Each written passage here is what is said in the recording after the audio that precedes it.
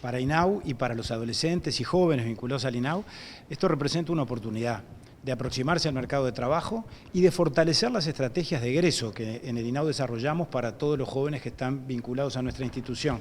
Estamos hablando de jóvenes que quedaron al amparo del Estado o que eventualmente no están en el sistema de protección, pero asisten a un centro juvenil y sin perjuicio de eso es menester que tengan también ellos oportunidades en cuanto a poder acceder a una oportunidad laboral. Y en ese sentido creo que este tipo de convenios posibilita esa circunstancia.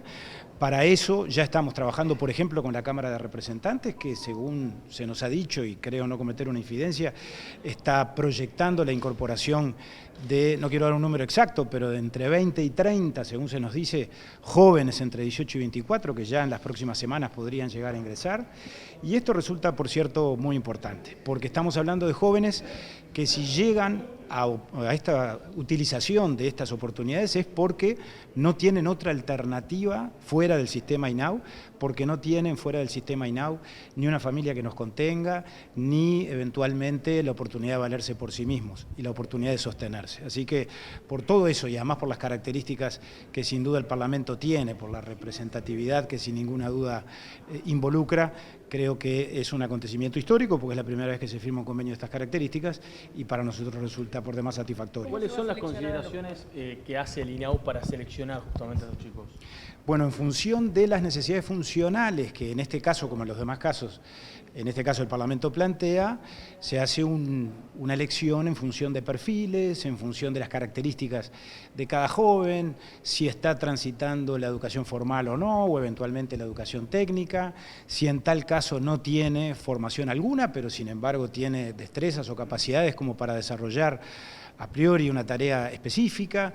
y a partir de allí las distintas funciones que puedan llegar a concebirse en el ámbito de la administración, desde la función administrativa, la condición de auxiliar de servicio, el trabajo en mantenimiento, en las más diversas disciplinas y alternativas funcionales, es que se van buscando o definiendo los candidatos para cada tarea. En una selección o preselección que realiza primero el INAU, que tiene un conocimiento cabal de cada situación, de cada caso, de cada joven, y después en una tarea que se realiza con las propias autoridades, en este caso el Poder Legislativo. ¿Con qué edad llegan aquí y cuál es el monto que perciben mensualmente por esa tarea que realizan? Nosotros cuando hablamos de que estas oportunidades son indispensables para nosotros y para nuestros jóvenes, hablamos fundamentalmente para aquellos que están en la etapa de la adolescencia, pero también para aquellos que cumplieron la mayoría de edad y sin embargo siguen vinculados a la institución. O sea, básicamente a partir de los 15 años, que es cuando el trabajo adolescente está legalmente permitido, porque por debajo de los 15 el trabajo infantil es ilegal, y a partir de allí, repito, incluimos a aquellos que están en la etapa de la adolescencia y también aquellos que ya cumplieron la mayoría de edad y que mantienen vínculo con el INAU porque se decretó con relación a ellos una prórroga en cuanto a la asistencia y en cuanto a la atención de esos jóvenes por las razones que dije antes, porque tienen debilidades o porque no pueden sostenerse fuera del sistema. Expresamente el convenio habla de esa franja, de la franja de 18 a 24 años, que es un desafío muy grande, porque, repito, cuando son adolescentes, bueno, está claro que en el peor de los casos van a seguir viviendo en una residencia del INAU y ahí van a estar protegidos y van a ser promovidos en sus derechos. El tema es que cuando llegan a los 18 hay que buscar salidas porque evidentemente la situación no puede prolongarse indefinidamente. Se prolonga por un año más, por 2 años más, por 3 años más, pero después ya son adultos y por eso es indispensable con estas medidas y con otras, porque otras herramientas también tenemos asociadas al estudio, a la educación no formal, o aún una prestación económica que aprobó el Parlamento y que rige desde el 1 de enero pasado, que es la prestación de apoyo al egreso, también la posibilidad de asistir a esos jóvenes cuando se justifica técnicamente con 3 bases de prestaciones, esa es una asistencia nueva, que eventualmente entre una experiencia laboral y otra, o mientras terminan sus estudios, o cuando están estudiando y todavía no accedieron a una oportunidad laboral, también contamos con esa prestación económica. En este caso en concreto, perdón, la prestación económica que van a recibir es un monto específico, ¿eso lo administran ellos, lo administra el INAU, cómo funciona? Aquí estamos hablando de una relación de trabajo que se va a dar entre esos jóvenes pasantes, con el Poder Legislativo en este caso, en el marco de la Ley de Empleo Juvenil, a partir de determinadas condiciones de trabajo que son básicamente 30 horas semanales, entre 20 y 30 horas semanales, es decir, un trabajo que será de lunes a viernes máximo 6 horas por día, con un descanso intermedio. La retribución, o sea, la contraprestación por los servicios, será de 4 bases de prestaciones y contribuciones. Esa prestación puede llegar a extenderse a 6 BPC en el caso de las mujeres, de las pasantes mujeres que estén embarazadas, estén desarrollando un embarazo o sean madres de niños hasta 4 años, eso lo prevé la Ley de Empleo Juvenil, de manera que básicamente ese es el marco legal y el marco o el contexto laboral en el que se va a desarrollar esta actividad. ¿Qué sucedió en el caso de este niño que fue llevado por sus padres en un hogar en Sayago? Bueno, sucedió precisamente eso. Estamos trabajando en su búsqueda, ese niño estaba institucionalizado, estaba a cargo del INAU, residiendo en un hogar de la zona de Sayago, fue retirado por sus padres de manera no autorizada hace ya varios días o algunos días, en el marco de una visita reglamentaria, o sea, los padres asistieron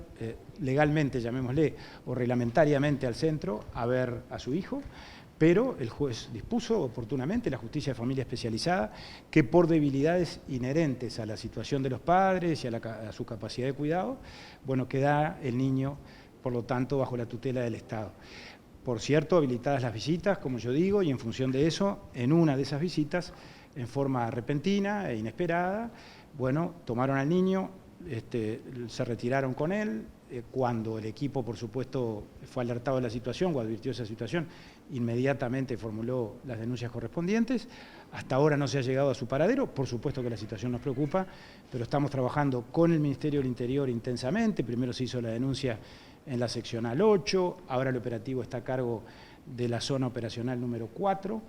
y, por supuesto, en permanente consulta con la Justicia de Familia Especializada, en este caso es la jueza de 7º turno la que está a cargo del asunto. Estamos hablando de un niño de 3 años. ¿Cuáles eran los antecedentes a nivel de la familia? ¿Hay algún antecedente por violencia en este caso o es por debilidades de tipo económico? Exacto. Esa me parece que es una distinción muy importante y aspiraría a que sea la única que haga en este momento porque hay, como ustedes comprenderán, en esta situación datos o información que es menester no revelar, pero sin perjuicio confirmo que se trata de padres